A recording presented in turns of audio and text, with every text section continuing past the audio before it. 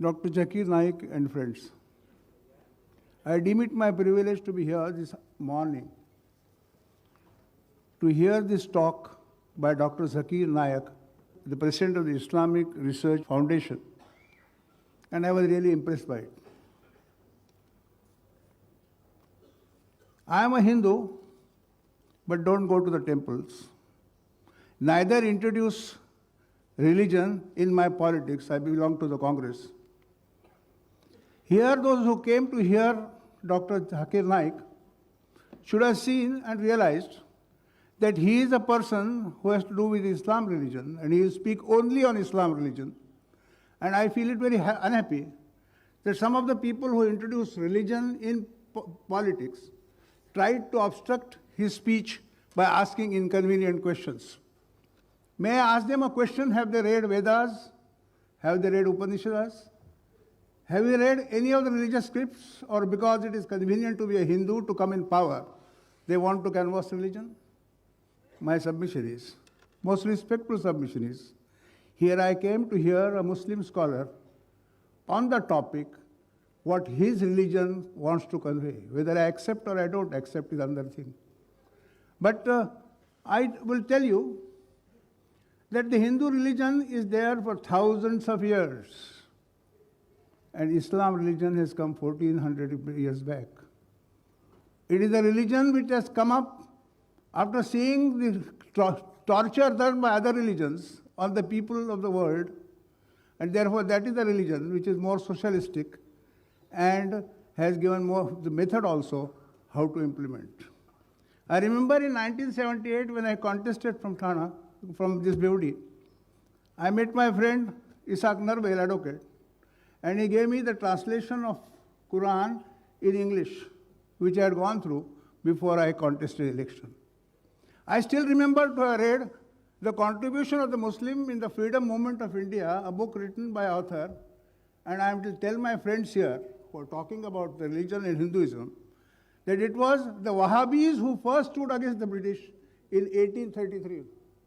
It is not the Hindu that collected together to fight the Battle of Independence, but it was the Muslim who fought the Battle of Independence. It is unfortunate that both of us don't go together.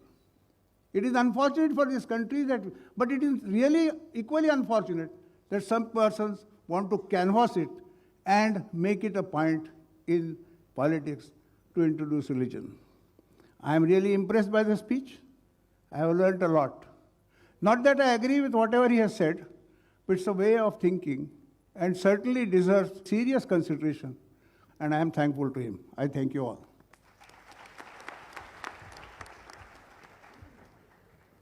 May I now request respected advocate K.R. Hingorani to present his presidential address.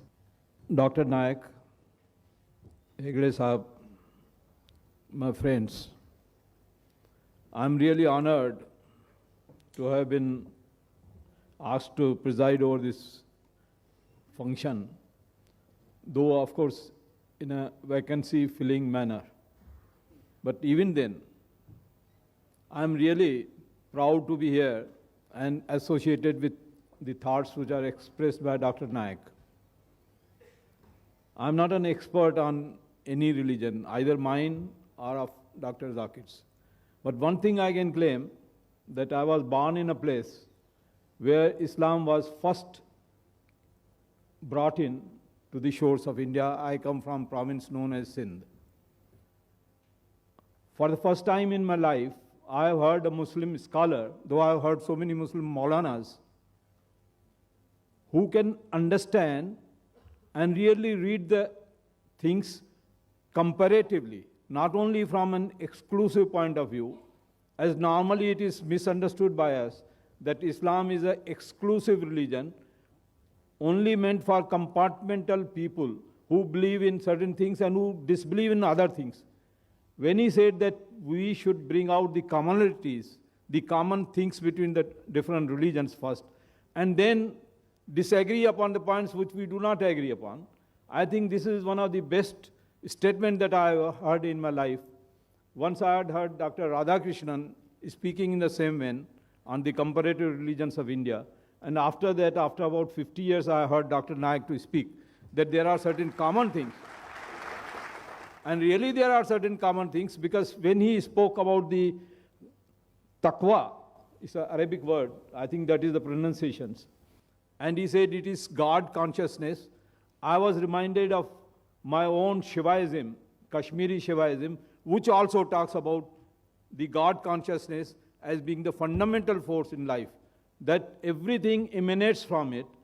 It is not born, it is not created, it is not come out of the womb of a woman, it is self-evident, Swambhu, it is there in existence since time immemorial. When the time had not started, Shiva was there, and when he talked about God consciousness, I was reminded of that.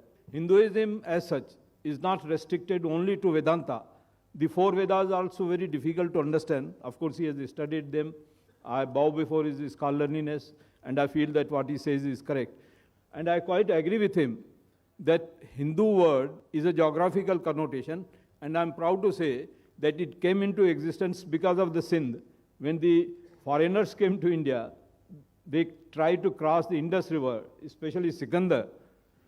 And he said that it is Sindhu. It was told to him that the name of this river is Sindhu. And being an Iranian or a Yunani, he could not pronounce Sindhu. He said it is Hindu. Hafta Hindu, they call 7 rivers as Hafta Hindu, 7 rivers. So I'm proud that the word Hindu has come because the Sindh was there. And really in India, we need this type of thing, because much misconception has gone there that Muslims are terrorists. Somebody asked a question. I mean, I think this is the most reprehensible statement that was ever made, that Muslims are terrorists. This is all nonsense, and it should be curbed. And it is because of this that we feel that we are so insecure in this country. You cannot treat a Muslim as a terrorist because he is a Muslim. He is a fundamentalist. If he is a fundamentalist of the color of Dr. Naik, I welcome him. I'll welcome him to my house.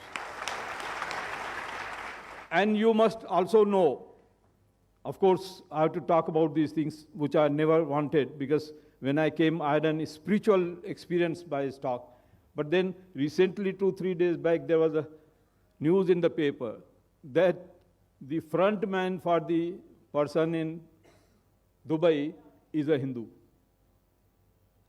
I'm referring to Dr. Ramesh Sharma.